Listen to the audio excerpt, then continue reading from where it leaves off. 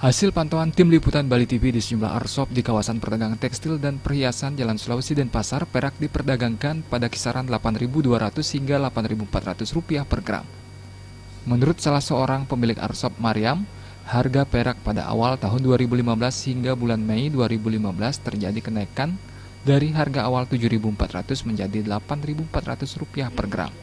Naiknya harga perak sebagai dampak dari melemahnya nilai tukar rupiah terhadap mata uang asing yang mempengaruhi harga bahan baku. Meski sewaktu-waktu harga perak berubah naik maupun turun, namun kenaikannya dirasakan tidak sesignifikan kenaikan harga emas.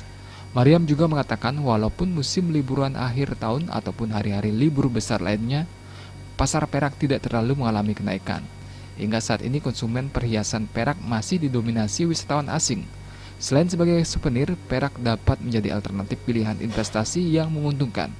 Menurut para pemilik arshop perak, investasi pasar perak masih memiliki peluang yang cukup besar dan dapat bersaing dengan usaha investasi lainnya. Arta dan Agus Sudiatmika, Bali TV.